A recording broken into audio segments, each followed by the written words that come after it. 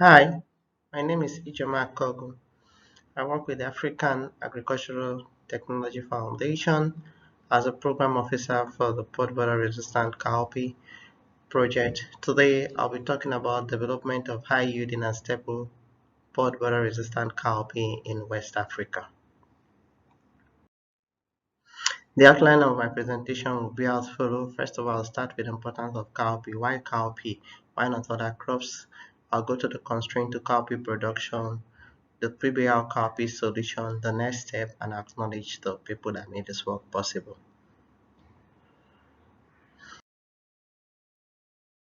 Cowpea, Vigna ubiquitata, is the most economical important legume in West and Central Africa.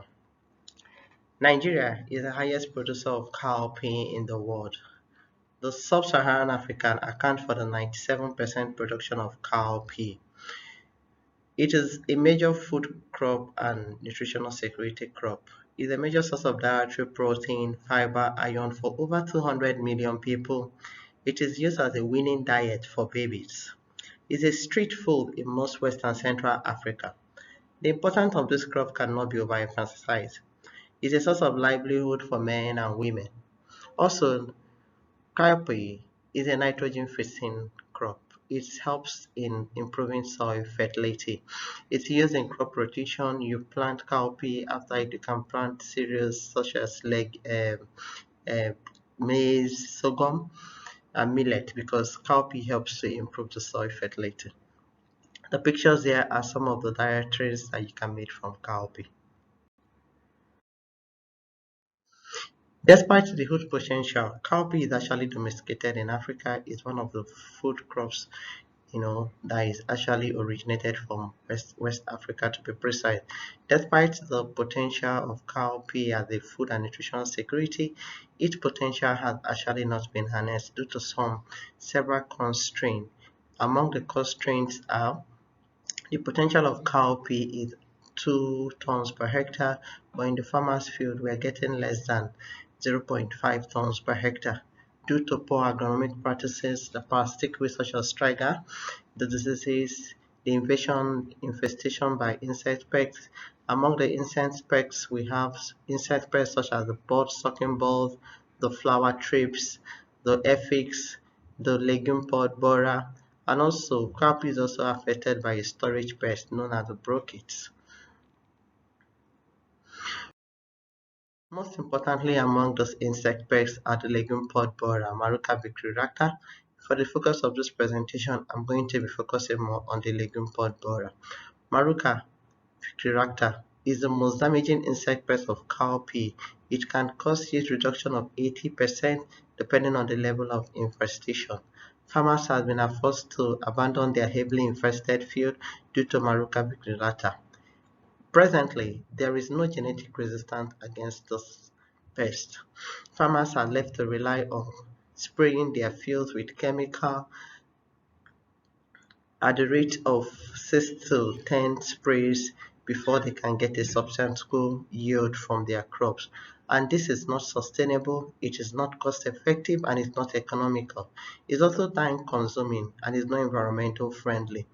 Relates genetic resistance has been looked for in the wide relative of cowpea, but we have been able to find none. Hence, the PBR Cowpea partnership is a public-private partnership. We were able, because we couldn't get the genetic resistance from the wide relative of cowpea, we were able to look for resistance from another source, and hence the genetic transformation. We were able to get resistance from the soy microorganism bacteria known as the agrobacterium. So we got the technology on a royalty-free basis from Bayer, Monsanto now known as Bayer. Transformation was done at CSIRO Australia. AATF, the organization I worked with, coordinated the project, and we also had the projects being carried out in 3 countries, Nigeria, Ghana, and Burkina Faso. And these projects have been done in the National Research Institute in the different countries. In Nigeria, we have the Institute of Agricultural Research. In Ghana, we have the CSI Osari based in Tamale. In Burkina, we have the INARAN, and they are all coordinating this research in their different institutes. Also, we have the Donald Danforth Center that is helping us with the regulatory activities, the MSO with the stewardship, and again, we have a lot of seed companies, NGOs that we are working with and farmer organizations to make this product a reality. This project is funded by the USAID. Transformation. The transformation, we have different method of transformation. We have the agrobacterium, we have the particle bombardment method, we have the protopass infusion. But for this one, we use the agrobacterium mediated transformation, and this was done at CSRO by T.G. Higgins in his lab. The variety that was transformed was the IT86D1010. It was transformed using the bacillium, the agrobacterium, the cry1AB. So this picture shows us the gene construct of the cry1AB that was used in the transformation. The MPT1 was actually used as a selectable markers. After this transformation, we were able to get over 600 events that were generated. These 600 events were actually screened and tested in the lab to select the best event that were carried further for the confined field trials. Also, in selection of the events, we had to actually screen the events to make sure that the ones we're selecting actually does not have the vector backbone left in it. So this is actually the Southern blot analysis showing the selection of the event, showing in the we're able to check that the vector backbone were not carried after the transformation. We also looked at the insertion number of insertion and actually the point of insertion. The reason why we went for the agrobacterium is actually the precision. When you do the transformation with agrobacterium, you're precise. You actually know the point of insertion where the gene of interest you're actually introducing is being inserted. Unlike the other methods like the particle bombardment, you can actually create a large number of copies. So we were able to do this, and then we noticed that from this event, we selected 709A and 252D as the lead event that would use to carry out the efficacy trials in the three different countries that we're partnering with for those projects. Also, we were able to get to the Cry2AB gene on Uralto-free, and this is actually the gene construct for the Cry2AB gene that we're also using for the transformation too. So for the Cry2AB gene, we had over 300 transgenic events generated from this Cry2AB gene, and they were all screened too, and the best event selected for the CFT for the Cry2AB gene, we have 105B and 245F select as the lead event that would carry on for the confined field trials. Yeah, this is actually the gene constructs, the promoter regions, the MPT was also used as selectable markers, the where the flanking sites, the vector backbones that were all used.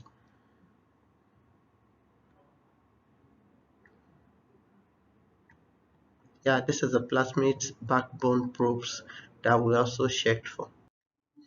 Also, we did a southern blot test for the probes of the Cry2AB and the plasmid backbone. So this slide shows the Cry2AB probes, and this also shows the backbone of the MB8B6 backbone probes, the southern blots, to actually make sure that the vector backbones were not also included. Now, what is the intervention? We were able to develop the Cryt1AB protein, and the event were tested. I told you that we had two lead events, the 709A and the 252D as the lead event for the Cry1AB. So those were tested under severe pest infestation under confined field trial. We did the efficacy trials in the three countries, Nigeria, Burkina Faso, and Ghana. We were able to confirm the efficacy of those events, and subsequently we were able to do some also safety assessment on them. We were able to carry out safety assessments such as food and feed safety to make sure that they are actually very safe. We also carried out compositional analysis to make sure there is no new additional that was nutrient that was added apart from the gene against Maruca infestation. We also did subcenter equivalent analysis to make sure that the transformed variety and that of the conventional variety are the same. Also, we also do proximate analysis. A lot of safety assessment was done, even environmental safety. We also ensured that the transformed variety does not affect, has a tendency of becoming a weed, and also it does not affect non-target pests such as the bee butterfly that are essential for pollination. So all the safety assessments were done, and those they were reviewed and submitted to the Nigeria Board Safety Agency in 2019. And in Nigeria, we actually had our environmental release in 2019, and later we went on to do the multi-locational trials. In the same 2019, we were able to get environmental release and commercial release as well in Nigeria the same year.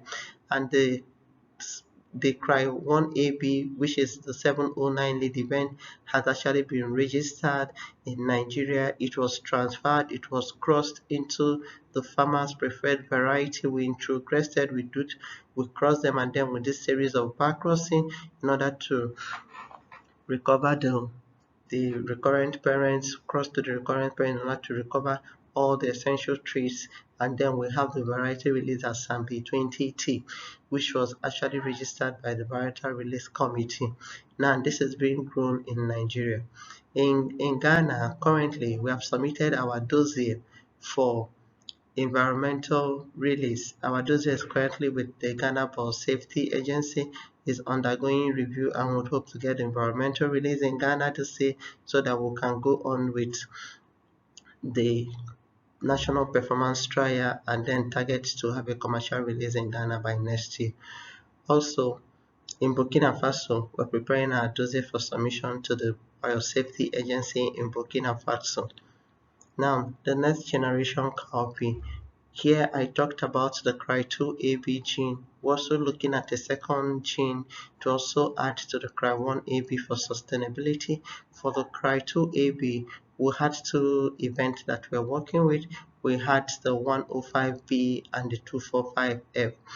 This event has actually been evaluated under confined field trial in the three different countries, and currently we're also preparing our dossier for submission in the different countries so that the Cry2AB gene will also be deregulated in the different countries. Now the next generation cowpea we're talking about is the PB cowpea extra.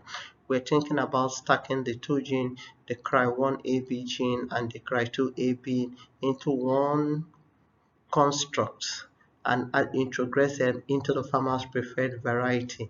This we're doing because of we want sustainability and durability of the product. We don't want breakdown of resistance easily. So we're looking at combining these two genes, and this has actually been used in a lot of crops such as maize, the soybean, and so we are trying to apply the same method for the cowpea. Hence, for this gene pyramiding method, we're using two methods. We're using both the molecular stock and the breeding stock.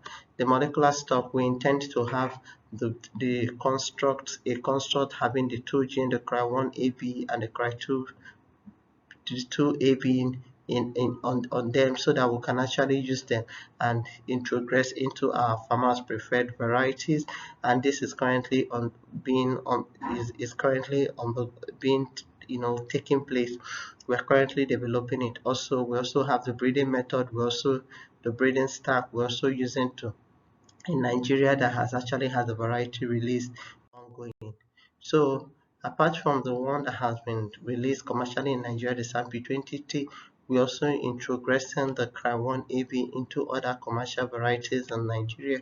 We have these three varieties we're actually introgressing, and currently they are Bacross 5 F3, and also one of them, the SAMP 14, is at B4 across 4 F3 generation. So we're actually looking forward of releasing more variety in Nigeria. In Ghana too, we're also introgressing the Cry1AB into some of commercial varieties in Ghana, like as we can see here, we have 4 varieties in Ghana. In Burkina Faso, the same is undergoing. So now I would want to thank all the project partners that actually made this work possible. I thank the USAID for providing the fund, the CSIO Australia, TG Hengens and Jose, the Danforth Center, Donald Mackenzie, the Michigan State University, our national partners, the IAR, the SARI, Savannah Agricultural Research Institute, Tamale, the INIRA, a lot of partners, the RITA that actually made this work possible. Thank you for your attention.